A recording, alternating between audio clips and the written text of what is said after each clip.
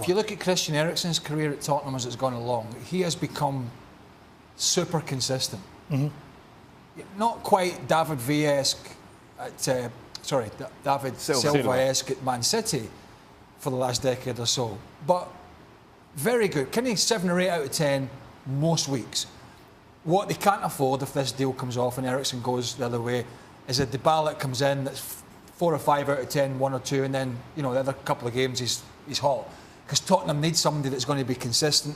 He has the ability. It could be good news for Harry Kane.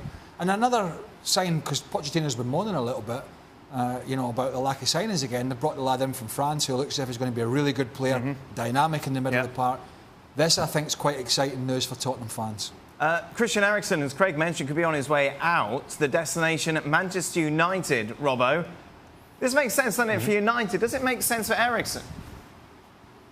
Well, Craig says that Eriksen's been very consistent over the last few years, and he's absolutely right. He has put in some very good performances week in, week out.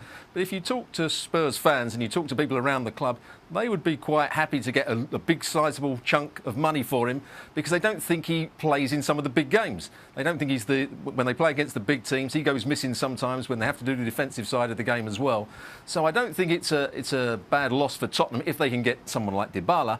And I think it would be an ideal fit again for Manchester United because he's a good passer of the ball. If Pogba stays, they can work well in midfield. So I think it works for both teams. And he often, I say he doesn't play well against the big teams, but he's often played well against Manchester United. I know Craig would say they're not one of the big teams at the moment. Everyone a winner in that deal? Would you agree? Well, I mean, if you think about it now, he's at a club that potentially are going to be the ones to be in the title race, Tottenham, if there is a third team. They're going to be in the Champions League again. They're a more settled squad. They're a better football inside. They've got a better manager. So then you got to beg the question: is it a vision for the future? And he's not getting younger. Is it money, or is it the fact he just wants to play for Man United, Europa League, but big club, huge club that hasn't got the pulling power it once had, but it still has a pulling power. And maybe that's the case with Eriksen. He just wants to go and play at a club that he perceives was maybe a dream as a boy to go and play at. Plus Daniel Levy, he's only got a year to run his contract. He wants to make some money out of it. He doesn't want to lose it for free. So I mean, it's a good move for United. There's that factor as well. Because he improves their squad. But they've already got Sanchez on there. They've got Lingard, they've got Martial, they've got Rashford. They've got all these players that can play in different positions. If Pogba stays, then you throw in an Eriksen as well.